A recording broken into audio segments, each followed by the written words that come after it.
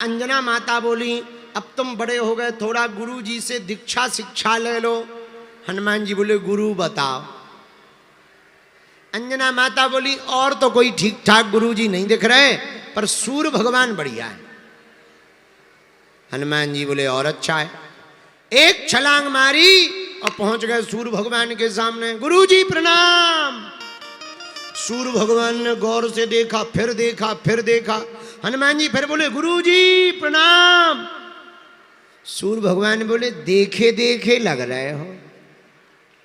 हनुमान जी बोले ठीक पहचाना, हम पहले भी आ चुके हैं, छोटे थे तब आए थे, थोड़ा फेस बड़ा हो गया है, चेहरा बड़ा हो गया है, अब बड़े हो गए। हनुमान जी बोले हम थोड़े बड़े हो। तो सूर्य भगवान बोले कौन? बोले वही याद करो जो ब्रेकफास्ट में। हाँ अरे हाँ हाँ तुम वही बंदर हो जो आज। हाँ हम वही है। आज क्यों आए? अब फिर भूख लगे आई क्या? नहीं नहीं भूख नहीं लगी, अब तो हम आपको गुरुजी बनाने आए। आप हमारे गुरुजी बन जाओ, हम आपके चेला बन जाएंगे। सूर्य भगवान ने मन में सोचा खतरनाक चेला नहीं बनाना चाहिए। कब भूख लगे आए कोई ठिकाना तोड़ी हो, पढ़ाते ही पढ़ाते भूख लगे आए हो कहीं खा जावे। तो तब तो देवताओं ने प्रार्थना करके छुड़वा दिया था, इस बार कहीं बिल्कुल घटक ही ना जावे।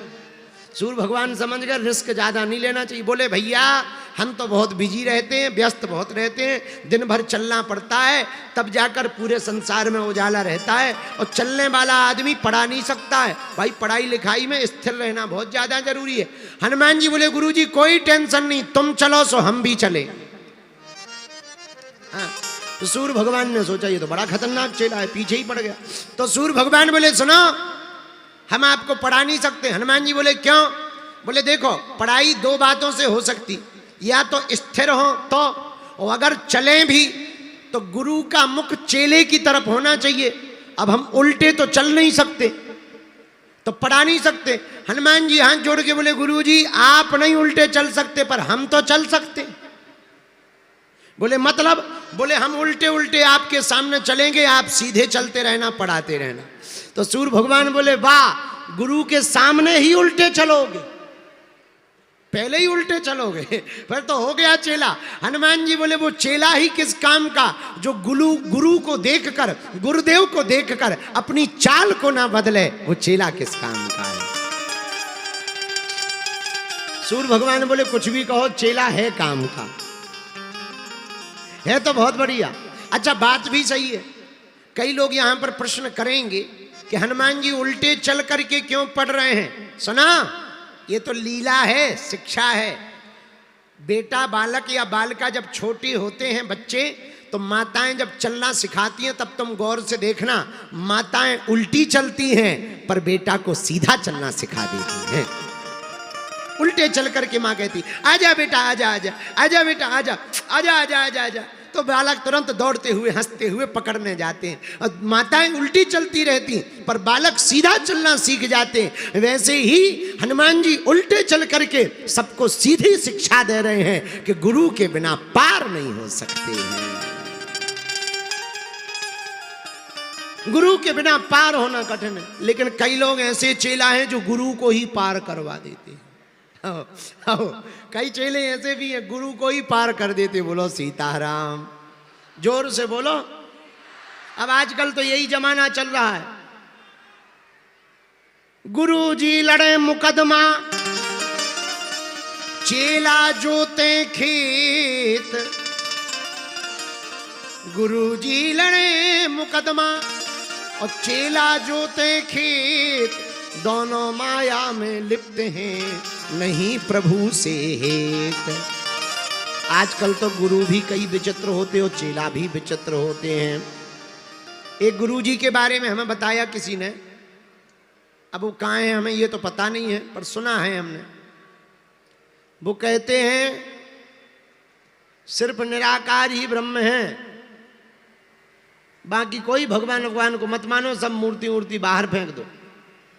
माताओं को बोलने लगते तुम सिंदूर मत लगाओ, बस ऐसे ही रहो, कोई तिथियां मत मनाओ।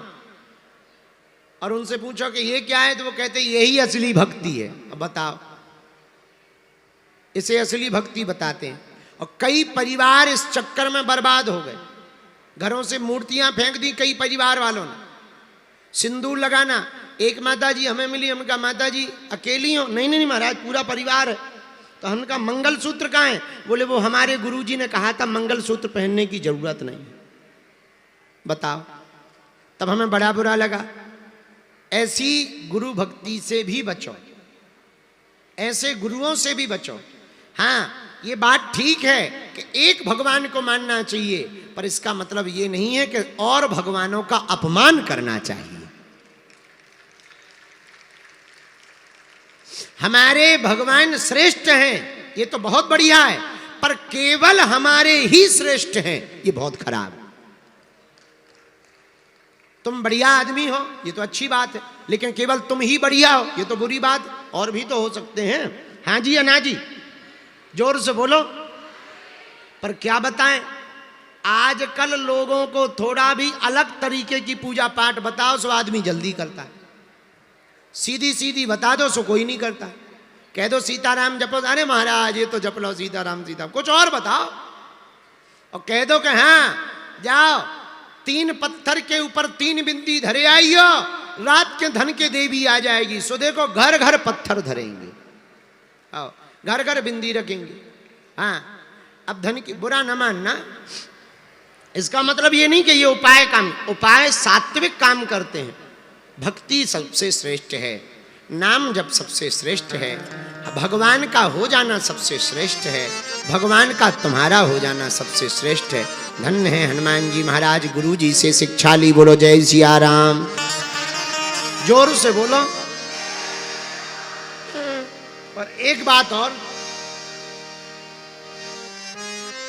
जब से हम यहाँ आए हैं, वृंदावन से आए घूमते घामते, तो हमारी नाक का टुल्लू पंप चालू हो गया। तो थोड़ी थोड़ी देर में ऐसे लगता है जैसे संबल सियर ओपन हो गया। और आज तो हम इतनी संभल के कथा कर रहे हैं कि कहीं हम कथा करें और टबक ना जाए। आओ, आओ, आओ। तो हम हंसते भी हैं तो बड़े गौर से हंसते हैं कि हंसी में ध्यान तो तुम्हारी तरफ है, पर बीच बीच में ध्यान चला जाता है कि आ तो नहीं रहा है। कभी तुम बोर देखे, बोर जब नया नया संबल सियर डाला जाता है तब उसमें जो है सटक लेकर के चेक करते हैं कि हवा आ रही कि नहीं आ रही। और जैसे ही हवा आए तो आदमी फिर तुरंत ऐसे ही हम भी चेक करे रहते हैं भजन गाते गाते कि आ तो नहीं रहा। आओ, आओ, आओ। लेकिन आनंद है, ये भी एक अलग आनंद है। हर चीज़ का आनंद होता है, ये भी बड़ा आनंद है। तो 2-3 दिन से वो वृंदावन में रहे, खूब धूल खाते रहे, ब्रज की रज खाते रहे। ब्रज की रज का तो आनंद ही है, ब्रज की रज पाते रहे, सोए हैं नहीं, जगते रहे। लेकिन खूब आनंद आ रहा है। तो आज तो सुबह से ही टुल्लू पंप चालू है। पर बहुत आप लोग भी बहुत अच्छे हो, दोपहर के बैठे बैठे कथा सुन रहे। अच्छा, तुम लोगों को कथा समझ में आ जाती हैं? आधी अधूरी के पूरी आ गई समझ में? तो पहले इतने ही पे तो चल लो, जितनी समझ आ गई उसे ही तो जीवन में उतार लो। इतने में ही भला हो जाएगा भैया। देखो, हमें उन्हें नहीं देखना है जो असफल हुए हैं, हमें तो उन्हें देखना है जो सफल हुए हैं। हमें उन्हें नहीं देखना कि जिन्हें भगवान नहीं मिले हैं, हमें उनको देखना है जिन्हें भगवान मिल गए हैं। बोलो सीताराम सीताराम। अरे राम नाम सुखदाई, भजन करो भाई, ये जीवन कितने दिन का? अरे बोलो ताओ तो गाओ। राम नाम सुखदाई, भजन करो भाई, ये जीवन 2 दिन का।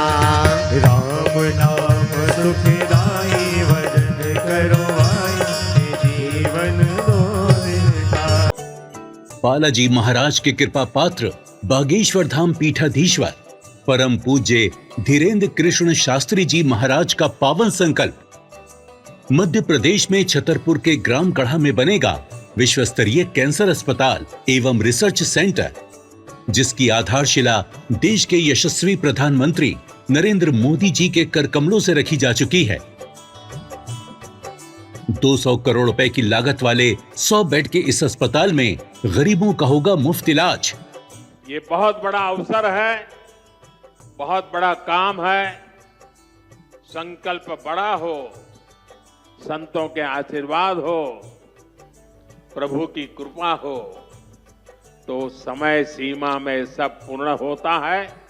हमारे प्रियजनों, बागेश्वर धाम पूरे भारत के लोगों, अभी तक अस्पतालों में मंदिर थे, अब मंदिर में अस्पताल होगा।